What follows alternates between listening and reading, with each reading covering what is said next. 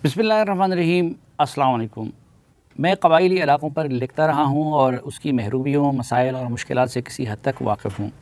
इंज़िमाम से पहले यहाँ के बासियों को FCR के ज़ालिमाना निज़ाम से निजात दिलाने और कौमी दायरे में लाने के लिए मुझसे जो कुछ हो सका कर गुज़रा। चूँकि इंज़िमाम के बाद वफाकी हुक्मरानों ने हस्ब वादा कबायली अज़ला को डिविजिबल पूल में से 3% जो 100 अरब रुपए से ज़्यादा बनता है, एक साल भी नहीं दिया। इसलिए आज बाज़ लोगों को इंज़िमाम पर तनक़ीद का बहाना मिल गया है, लेकिन वो ये नहीं कहते कि इंज़िमाम से कबल भी कबायली अज़ला में गुर्बत की शरह बलूचिस्तान से भी ज़्यादा थी। 2018 में इन इलाक़ों के खैबर पख्तूनख्वा के साथ इंज़िमाम के बाद तवक्को थी कि यहाँ के बासियों को मुल्क के वसाइल में उनका हक़ मिलना शुरू हो जाएगा, और उस वक़्त की हुकूमत और अपोजिशन ने मिलकर जो वादे यहाँ के अवाम से किए उनको पूरा ना करने का कोई सवाल नहीं था, क्योंकि JUI और PK मैप के सिवा तमाम जमातों की क़यादत ने दोनों वादे बिल-इत्तिफ़ाक़ किए थे। एक वादा डिविजिबल पूल का 3% सालाना देने का और दूसरा अगले 5 साल तक कोई टैक्स ना लगाने का। वफाक ने उससे बढ़कर भी मज़ीद देने की यकीन दहानी की थी, लेकिन अफसोस कि ये वादा इमरान खान साहब की हुकूमत में पूरा किया गया और ना PDM की हुकूमत में। सरकारी दस्तावेज़ात के मुताबिक 2009 में 7वीं NFC अवार्ड के बाद तमाम सूबों को वसाइल की फराहमी बढ़ी, लेकिन कबायली अज़ला इस बढ़ोतरी से महरूम रहे। वाज़ेह रहे कि उस वक़्त वो सेनेटर्स भी मौजूद थे और इजाफी MNAs भी मौजूद थे, जिनके न होने का अब कुछ लोगों के पेट में मरोड़ उठ रहा है। प्लानिंग कमीशन की 2018-19 की रिपोर्ट के मुताबिक मुल्क में गुर्बत का तनासुब 22%, बलूचिस्तान में 42%, जबकि कबायली इलाक़ों में 74% था। गोया ये इंज़िमाम से कबल की सूरत हाल थी। लेकिन वफाक का जुर्म देख लीजिए कि 2020 में पूरे मुल्क में औसतन फ़ीकस 23,600 रुपये खर्च किए गए, जबकि कबायली इलाक़ों में फ़ीकस 20,700 रुपये खर्च किए गए। होना तो ये चाहिए था कि गुर्बत वाली रिपोर्ट की रोशनी में कबायली इलाक़ों में फ़ीकस सरकारी खर्चा बढ़ा दिया जाता, लेकिन उसके उलट हुआ। 2021 में बाकी पाकिस्तान में ये खर्चा 28,500 रुपये फ़ीकस सालाना है और 2022 में 32,700 रुपये तक पहुँच गया है। इसलिए 2021 में ख़र्चा कम होकर 18,400 रुपये और 2022 में मज़ीद कम होकर 16,000 रुपये फ़ीकस रह गया। यानी अगर बाकी मुल्क में फ़ीकस 1 रुपया खर्च हो रहा है तो कबायली इलाक़ों में सिर्फ 58 खर्च हो रहा था। कुल मिलाकर 2007-8 से लेकर, यानी जब से मौजूदा जमहूरी हुकूमत का आगाज़ हुआ है, 2021 तक बाकी मुल्क के मुकाबले में मजमूई तौर पर कबायली इलाक़ों में किया गया फ़ीकस सरकारी ख़र्च भी तकरीबन इतना ही बनता है, यानी 58। इस दौरान इंज़िमाम से 2 साल पहले ये गैप कम होना शुरू हुआ, लेकिन इंज़िमाम के बाद तो गोया उसमें शिद्दत आ गई। अब बाकी मुल्क में ये सरकारी ख़र्च बढ़ रहा है और कबायली इलाक़ों में कम हो रहा है। गोया 58 से 54 की तरफ सफ़र करने का इरादा है। मैंने अपने 25 नवंबर को रोज़नामा जंग के इसी सफ़े पर शाया होने वाले अपने कालम में लिखा था, होना तो ये चाहिए था कि इंज़िमाम के बाद माली मामलात सूबे के सपुर्द कर दिए जाते, लेकिन मुस्लिम लीग नून की हुकूमत के ख़ात्मे के बाद PTI के नाम पे जो प्रोजेक्ट लॉन्च किया गया उसकी तरजीहात में ये शामिल नहीं था। इंज़िमाम के बाद खैबर पख्तूनख्वा का सूबा अपनी आबादी और रकबे में इजाफे के बाद असल में एक नया सूबा बन गया। वफाकी महासिल की तकसीम का जो फार्मूला मुल्क में राज था, उसमें उस हिसाब से तब्दीली नागुज़ीर थी। सूबे का हिस्सा लगभग 14% से बढ़कर 19.5% हो जाना चाहिए था।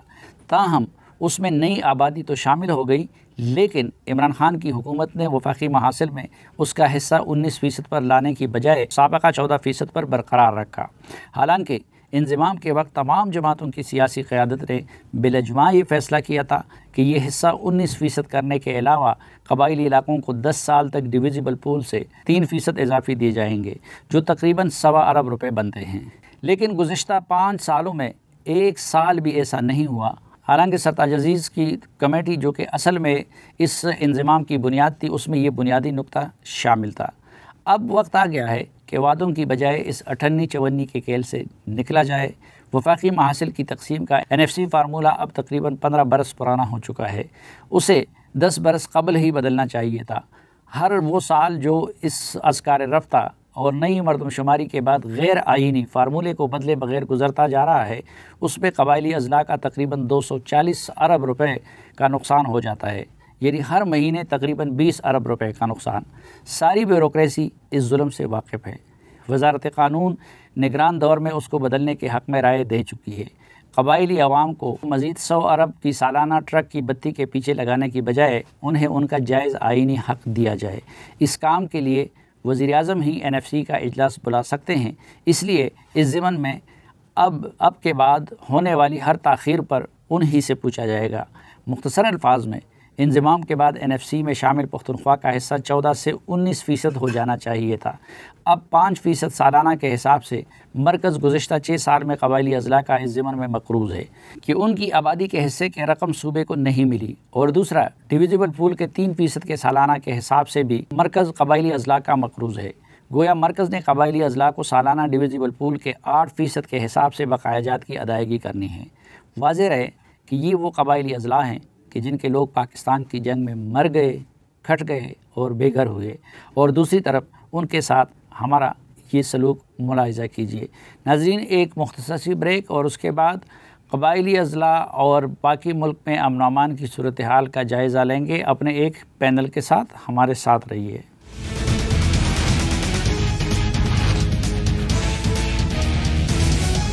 خوش آمدید آپ کو جرگے میں۔ ناظرین، قبائلی اضلاع اور اس سے متصل خیبر پختونخوا کے بندوبستی علاقوں میں امن و امان ایک سنگین مسئلے کی صورت اختیار کر گیا ہے، لیکن معاملہ یہاں تک بھی محدود نہیں ہے، بلکہ لگتا یہی ہے کہ پورے ملک میں یہ لہر پھیل گئی ہے، اور کراچی میں بھی ایک DSP کو نامعلوم افراد کی طرف سے گولیوں کا نشانہ بنایا گیا۔ آج کے جرگے میں ہم یہ جاننے کی کوشش کریں گے کہ ان علاقوں میں کیا حالات واقعی خراب ہیں، اور اگر خراب ہیں تو اس کی وجوہات کیا ہیں، اور اس کے حل کے لیے کیا کیا جا سکتا ہے۔ ہمارے ساتھ ان علاقوں پہ گہری نظر رکھنے والے یا ان علاقوں سے تعلق رکھنے والے ممتاز صحافی موجود ہے۔ جناب طاہر خان صاحب کسی تعارف کے محتاج نہیں ہیں، احسان ٹیپو محسود اور افتخار فردوس صاحب اور رسول داوڑ صاحب ہمیں جوائن کر رہے ہیں پشاور سے۔ تو طاہر خان صاحب، سب سے پہلے آپ بتائیے کہ حالات واقعی خراب ہیں اور خرابی کی نوعیت کیا ہیں؟ میرے خیال میں حالات ٹھیک نہیں ہیں، اور بنو کا حملہ اگر ہم چند دن پہلے والا دیکھیں تو جانی نقصان 8 خود ISPR نے اس کی تصدیق بھی کی ہے، پھر کافی سارے لوگ اس میں زخمی بھی تھے۔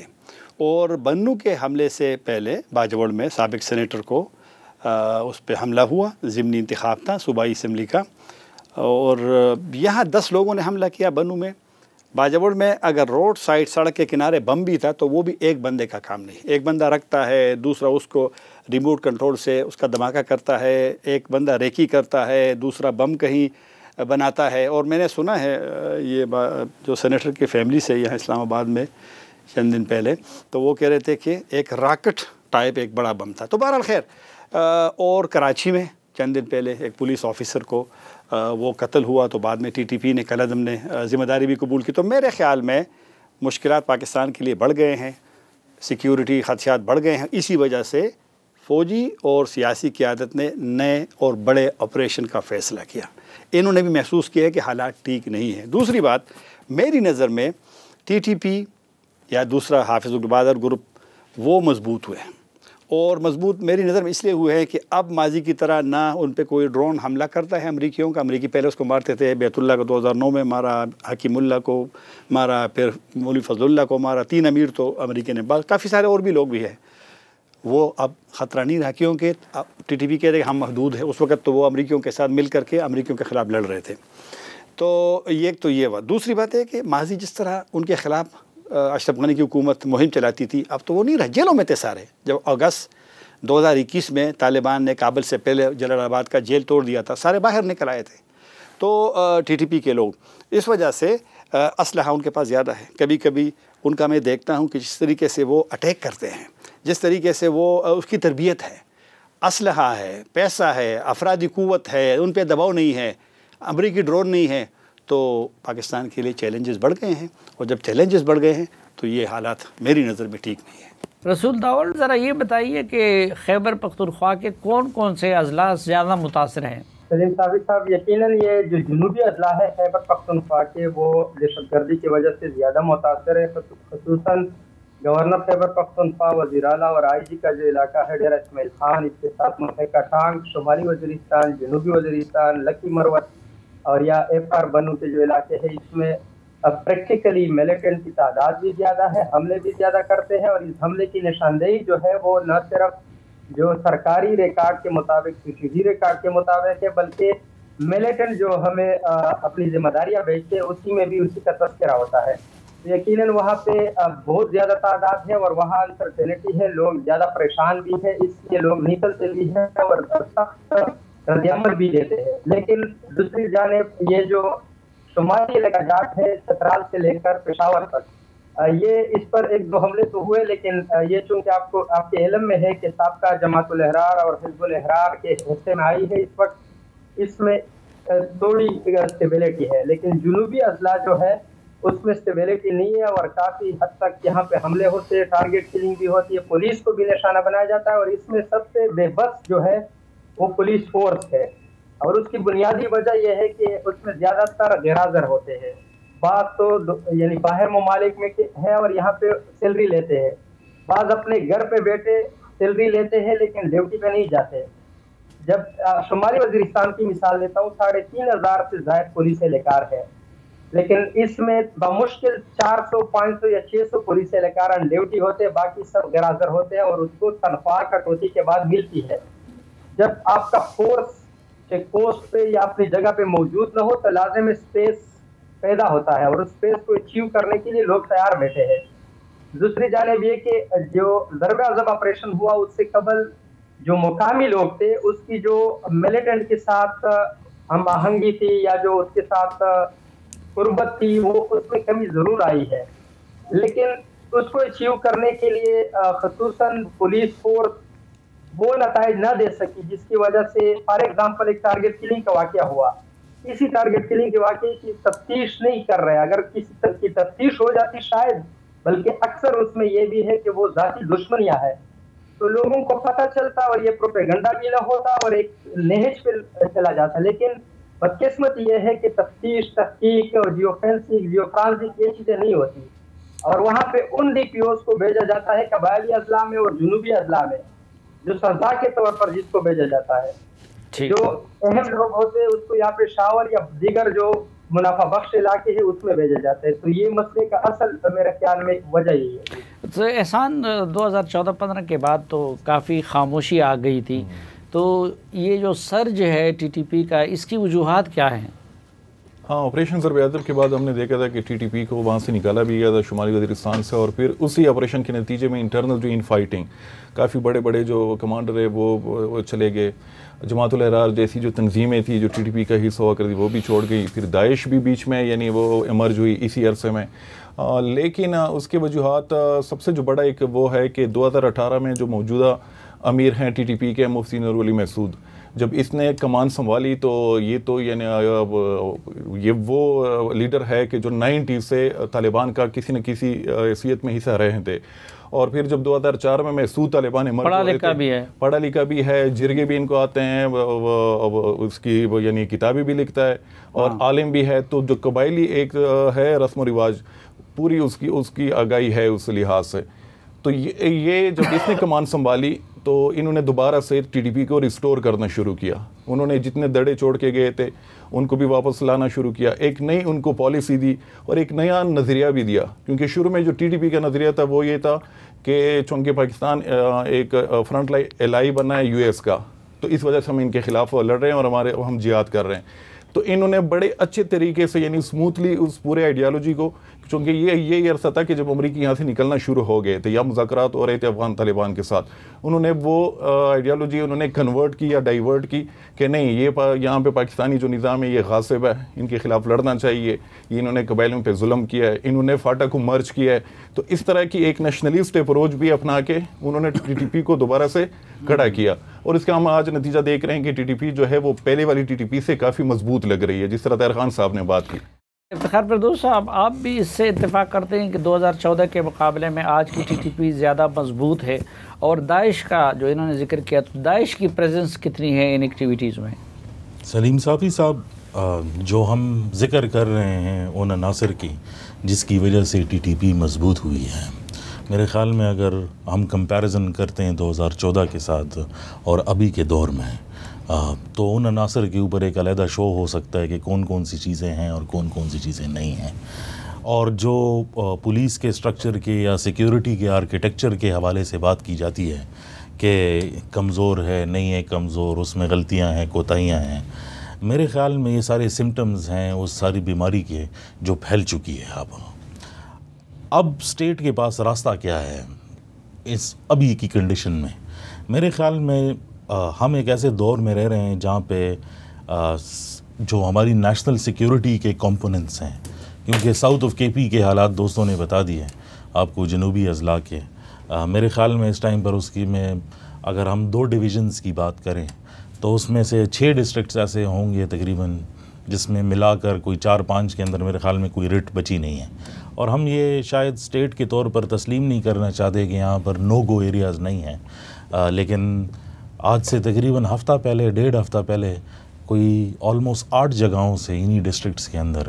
ویڈیوز بھی آئیں اور ان کو شو بھی کیا گیا کہ طالبان نے اپنی چیک پوسٹیں جو ہے وہ لگائی ہوئی تھیں اور وہ سرکاری آفیسرز کی تلاش میں تھے۔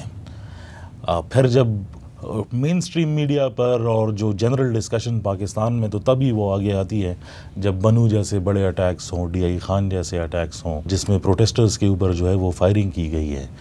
تو یہ ساری چیزیں مل کر جو ہے یہ سوال کھڑا کرتی ہے کہ ایسی کون سی چیزیں جو ایبسنس ہیں۔ میرے خیال میں جو ہماری پولیٹیکل سچویشن ہے وہ نیشنل سیکیورٹی کے ساتھ ایسی مکس ہو گئی ہے جس میں کاؤنٹر ٹیررزم جو ہے وہ پولیٹیکل عناصر کا جو ہے خمیازہ بھگت رہی ہے۔ تو اب اگر آپ کوئی کاؤنٹر ٹیررزم کے حوالے سے بات کرتے ہیں، دہشت گردی کے خلاف جنگ کی بات کرتے ہیں، اس کا مطلب جو ہے وہ پولیٹیکل سینٹیمنٹس کے طور پر جو ہے وہ لیا جاتا ہے۔ میرے خیال میں جب تک اس معاملے کا حل نہیں نکلتا، صوبائی حکومتیں ان پہ کرٹیسزم ہونی چاہیے، کیونکہ جتنے بھی بام بلاسٹ ہوئے ہم نے کوئی سٹیٹمنٹ نہیں دیکھی، کوئی ایسی کوئی بڑی بات نہیں دیکھی جس میں ہم کہہ سکیں کہ صوبائی حکومت اس کے لیے جو ہے وہ کھڑی ہوئی ہے اور وہ اس جنگ کو مانتی ہے کہ ہماری جنگ ہے، بلکہ ایسا لگتا ہے کہ آئسولیشن میں ایک خطہ ہے جس میں بہت سارے عناصر اکٹھے ہو گئے ہیں اور وہ ریاست کے خلاف جو ہے وہ لڑ رہی ہے۔ تو میرے خیال میں اس چیز کا تہیہ کرنا ہوگا کہ ادھر آپ نے پولیٹیکل ڈومین کو استعمال کر کے کاؤنٹر ٹیررزم کرنی ہے یا آپ کو ایک پیور کاؤنٹر ٹیررزم پالیسی چاہیے اگر آپ اسے جو ہے وہ جان چھوڑنا چاہتے ہیں۔ لیکن 2014 میں کئی اضلاع ان کے زیر قبضہ آ گئے تھے اور اب ایسی صورتحال نہیں ہے کہ کوئی ایک ضلع مکمل طور پر ان کے قبضے میں ہو، تو یہ جو موازنہ کر رہے تھے 2014 سے موجودہ ان کی قوت کا موازنہ، تو اب ان کی قوت 2014 کے مقابلے میں بڑھی ہے یا کم ہوئی ہے؟ 2014 کے اندر جس طرح طاہر صاحب نے اور احسان نے بھی بتایا کہ اشرف غنی کی ایک حکومت تھی جو کچھ اگر نہیں بھی کرتی تھی اور ہم ان پر الزام لگاتے تھے تو ایسی سچویشن نہیں تھی جو آج کے بارڈر کی ہے۔ اس ٹائم پہ کھلی چھٹی ہے، اور اگر آپ نمبرز کی بات جو ہے وہ کر رہے ہیں، یہ تو ایک آفیشلی اسٹیٹڈ فگر ہے کہ تقریباً 5 سے 6 ہزار ایسے لوگ جو پہلے افغانستان میں لڑتے تھے وہ جنوبی اضلاع میں جو ہے وہ فنکشن جو ہے وہ کر رہے ہیں، بلکہ ان کی تو باقاعدہ تصویریں بھی ہیں اور وہ مانتے بھی ہیں۔ لیکن 2014 اور 2021 میں فرق یہ ہے کہ آپ کے پاس ایک تو 140 ممالک سائڈ پہ بیٹھے ہوئے تھے، آپ کے پاس ایڈ جو ہے وہ آ رہا تھا، آپ کی پولیٹیکل سچویشن خراب تھی لیکن لوگ پھر بھی یقین کرنے کے لیے جو ہے وہ تیار تھے۔ آج کل کی سچویشن میں میرے خیال میں اس کے انٹائر اپوزٹ ہے۔ ٹھیک ناظرین، ایک مختصر سی بریک لیتے ہیں اور واپس آئیں گے تو گفتگو کا سلسلہ یہیں سے آگے بڑھائیں گے، ہمارے ساتھ رہیے۔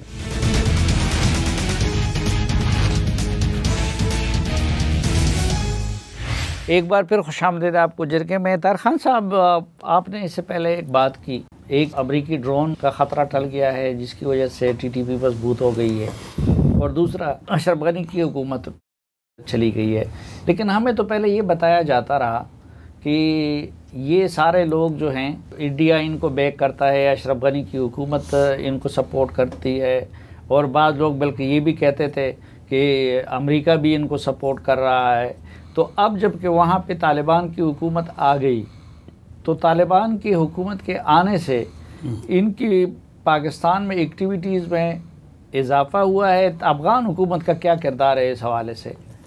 کیونکہ طالبان کی حکومت جو پاکستان فرینڈلی تھے، ان کے آنے کے بعد تو ان کا پاکستان میں ان کی ایکٹیویٹیز ختم ہونی چاہیے تھی۔ میری نظر میں افغان طالبان کا ایک رول تھا اور کسی حد تک انہوں نے اس کردار کو ادا بھی کیا ہے، لیکن مسئلہ حل نہیں ہوا۔ مجھے یاد ہے جب افغان اسی حکومت کے وزیر خارجہ امیر خان متقی آئے تھے پاکستان، تو یہاں اسلام آباد میں انسٹیٹیوٹ آف اسٹریٹجک اسٹڈیز میں انہوں نے کہا تھا کہ ہمارا جتنا رول تھا ہم نے وہ ادا کیا ہے، اب ہم یعنی بس اب آپ جانیں اور آپ کا کام جانیں۔ میں جب ملا تھا طالبان حکومت میں وزیر داخلہ سے، افغان وزیر داخلہ سے سراج الدین حقانی سے، کیونکہ وہ میزبانی کر رہے تھے کابل میں، اس نے مجھے کہا کہ جب وہاں جنگ ختم ہوئی تو جو ان کی اسلامی امارت کی قیادت تھی ان میں ایک سوچ تھی کہ یہاں جنگ ختم ہوگی 20 سال تو پاکستان میں بھی ختم ہونی چاہیے، تو انہوں نے پاکستان کو تجویز کی کہ آپ ان کے ساتھ بیٹھے، اور پاکستان نے تجویز مان لی، یہ میزبانی کر رہے۔ اب مذاکرات ناکام ہو گئے، اور ناکام اس لیے ہوئے کہ ان کے ٹی ٹی پی کی شرائط ان کے لیے قابل قبول نہیں تھے، پاکستانی ریاست کے مطالبات ان کے لیے، تو بہرحال اس میں افغانستان کا اتنا رول پھر نہیں ہے، یہ آپس کی بات ہے ٹی ٹی پی کی اور پاکستان کی۔ پی ڈی ایم کی حکومت جب آئی، کیونکہ عمران خان صاحب کی پالیسی تو مذاکرات کی تھی، انہوں نے ایک نشست پی ڈی ایم کی حکومت میں ہوئی ہے، اتفاق سے میں بھی کابل میں تھا، 5 جولائی کو ہوئی، بڑے عید سے اس سال نے پچھلے والے سال سے، اور پی ڈی ایم کی 2022 میں پھر انہوں نے کہا کہ ہم مذاکرات نہیں کریں گے، جنگ پہ جائیں گے، اور انہوں نے بھی جنگ بندی ختم کر دی تھی۔ تو اس وجہ سے افغانستان کا رول تو ایک لحاظ سے بنتا ہے، اور میری نظر میں اگر وہ چاہے تو شاید حالات میں بہتری آ سکتی ہے، لیکن وہ بندوق کے زور پہ ان کو نہیں روک سکتے۔ میں نے مولانا فضل الرحمان صاحب سے پوچھا، سوال کیا کہ آپ گئے تھے طالبان امیر سے، آپ ملے تھے، تو انہوں نے کیا کہا؟ اس نے کہا کہ انہوں نے مدد کی درخواست، مطلب ہے کہ ایک راضی تھے، لیکن انہوں نے کہا کہ ہمیں وقت چاہیے، اور میرے خیال میں ان کی یہ بات درست ہے کہ وہ پاکستان کے لیے فوراً کسی کو بندوق کے زور پہ ان کو منع نہیں کر سکتے، تو لہٰذا ان کی اپنی مجبوریاں ہیں۔ لیکن پاکستان میں مایوسی ہے، پاکستان میں نا امیدی ہے، پاکستان افغان طالبان کے اس بات کو نہیں مانتے کہ وہ وہاں پر نہیں ہے۔ یونائٹڈ نیشن کی رپورٹ 3 جولائی کو آئی ہے، کہا ہے اس رپورٹ میں کہ 6000 سے 6500 تک ٹی ٹی پی کے لوگ وہاں پہ موجود ہیں۔ اگرچہ افغان طالبان شاید مشکل سے اب مذاکرات پہ بھی جاری ہوں گے، لیکن وہ انکاری نہیں ہے۔ ان افغان طالبان میری نظر میں اب بھی اس کے لیے تیار ہو سکتے ہیں، لیکن پاکستان کو بھی حساسیت کو، جو ان کے بھی مشکلات ہیں ان کو بھی دیکھنا پڑے گا۔ ہمارے مشکلات تو ہے کہ کس طریقے سے ہم ان کو کنونس کریں۔ ہمارے وزراء جس طرح بیان دیتے ہیں کہ ہم وہاں پر سٹرائک کریں گے، وہاں حملہ کر سکتے ہیں، تو بد اعتمادی نہیں ہونی چاہیے۔ اگر آپ اعتماد سازی کے لیے اقدامات اٹھائیں تو ممکن ہے کہ جس طرح انہوں نے پہلے میزبانی کی تھی تو شاید وہ بعد میں بھی کریں، اور مذاکرات ہی ایک حل ہے میری نظر میں، کیونکہ جنگ تو 2003 سے شروع ہے نا، بڑے آپریشن 2008 سے باجوڑ سے شروع ہو کے 2014 تک آ گئی، مسئلہ تو حل نہیں ہوا، مسئلہ تو خراب ہوا، اور مسئلہ اتنا آسانی سے حل ہونا بھی نہیں ہے۔ تو میرے خیال میں مذاکرات کے آپشن کو آپ بالکل ختم نہ کریں، اس کو اوپنلی چھوڑ دیں، کیونکہ اگر آپ نے 10 سال مزید بھی لڑنا ہے پھر بھی 11ویں سال آپ نے بیٹھنا ہے۔ آپ سمجھتے ہیں کہ مذاکرات کا آپشن اب بھی موجود ہے؟ میرے خیال میں موجود ہے، اور اس کو بالکل نظر انداز نہیں بھی کرنا چاہیے۔ جنگ آپ نے کی ہے، اسی جو مخالفت ہوئی ہے، نئے فوجی آپریشن کہے، کمپین کہے، تو پاکستان تحریک انصاف، جمعیت علماء اسلام، جماعت اسلامی، عوامی نیشنل پارٹی، پختونخوا ملی عوامی پارٹی، کون سی ایسی پارٹی ہے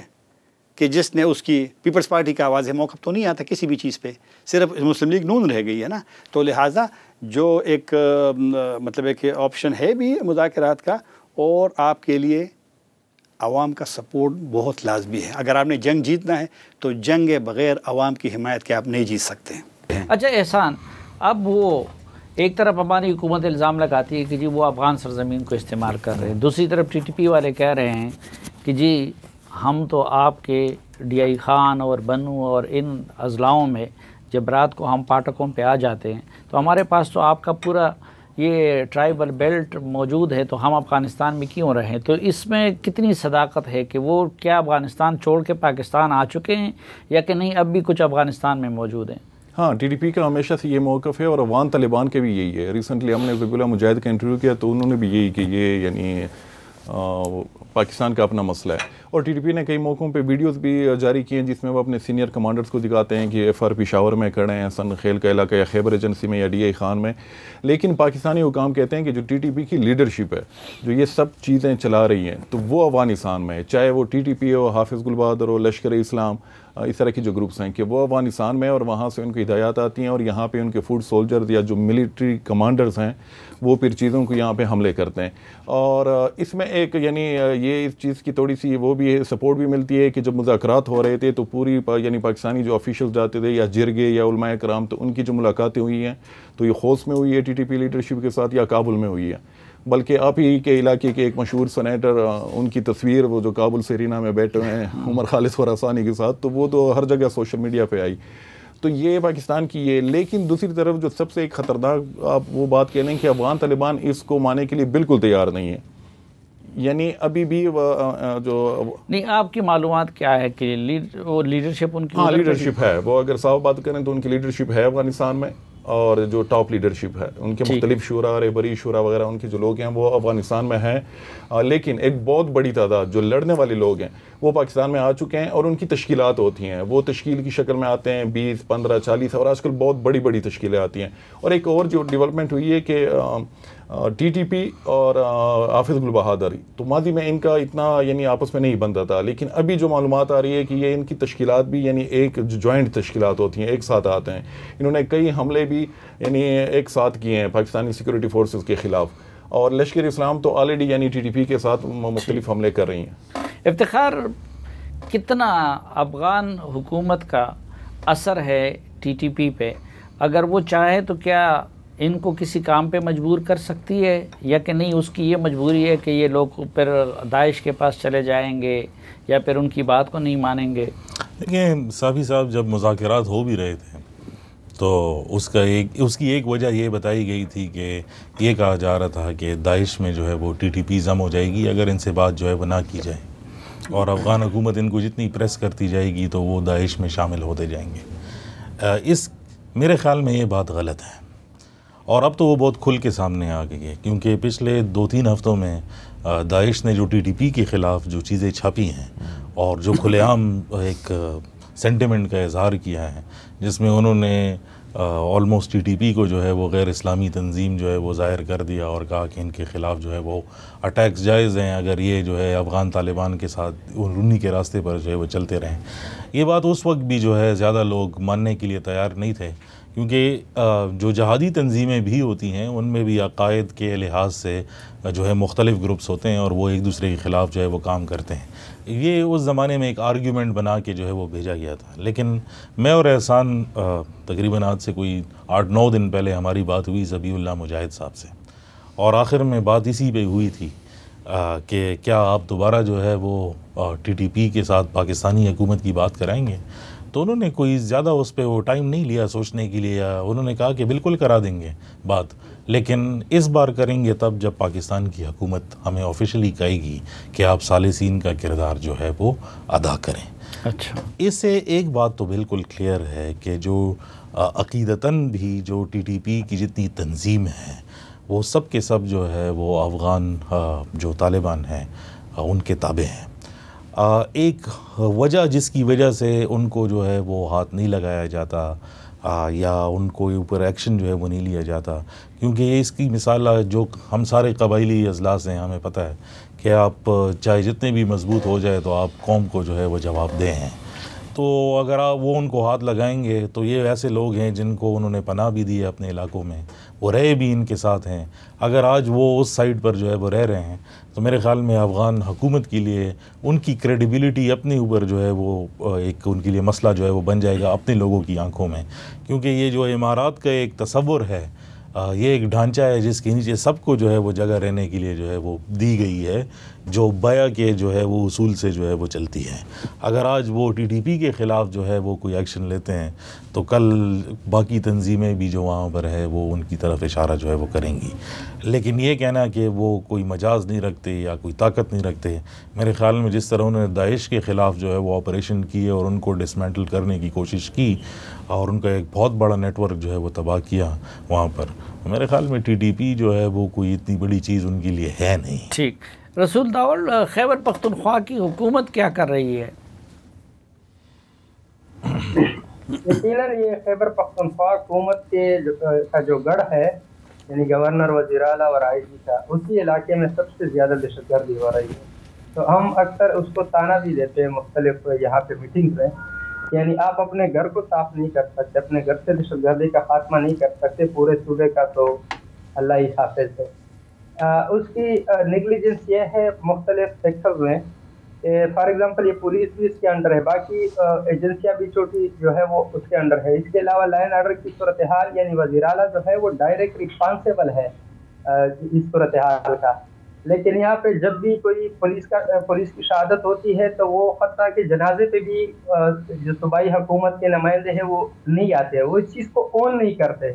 وہ اس میں انٹرسٹ نہیں لیتے، وہ کہتے ہیں ہمارا کام نہیں ہے، حالانکہ وزیر اعلیٰ خیبر پختونخوا ہی اس صوبے کے جو سیکیورٹی معاملات ہے اس کا سربراہ ہے، لیکن اس کے باوجود وہ انٹرسٹ اس لیے نہیں لیتے کہ اس کو پتہ ہے کہ اگر ہم انٹرسٹ لے لیں تو اوپر سے جو لوگ ہیں جو بھتہ لیتے ہیں، جو انہیں مارتے ہیں،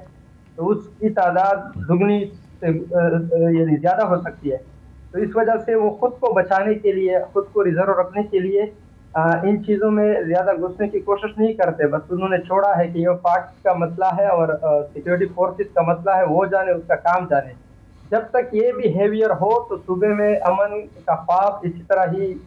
خواب ہی رہے گا، ممکن ہی نہیں ہے کہ صوبے میں امن قائم ہو، کیونکہ سب سے زیادہ مسئلہ اس وقت جنوبی اضلاع میں ہے، اور وہاں پہ یعنی یہاں پہ جتنے بھی کی اسٹیک ہولڈر ہے، خواہ بیوروکریسی میں ہے یا حکومت میں ہے، اس کی تعلق بھی اسی علاقے سے ہے، لیکن پھر بھی سب سے بڑا مسئلہ انہی علاقوں میں ہے۔ لوگ یہ بھی کہہ رہے ہیں کہ سیکیورٹی فورسز کا بھی یہ ذمہ داری بنتی ہے کہ وہ جو بارڈر ہے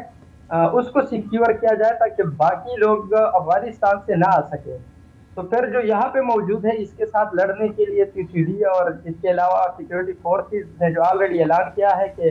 وہ ٹارگٹ آپریشن کریں گے، صوبائی حکومت کے محکمے اور صوبائی حکومت کے جو سیاسی قائدین ہے وہ ان چیزوں سے خود کو دور رکھنے کی کوشش کرتے ہیں۔ بہت شکریہ جناب رسول داور صاحب، جناب طاہر خان صاحب، جناب احسان ٹیپو محسود صاحب اور جناب افتخار فردوس صاحب ہمیں وقت دینے اور ہم سے بات کرنے کے لیے۔ ناظرین کے ساتھ کہ پاکستان اور افغانستان دونوں امن کے گہوارے بنیں، آج کے جرگے سے اجازت چاہتا ہوں۔ اللہ حافظ۔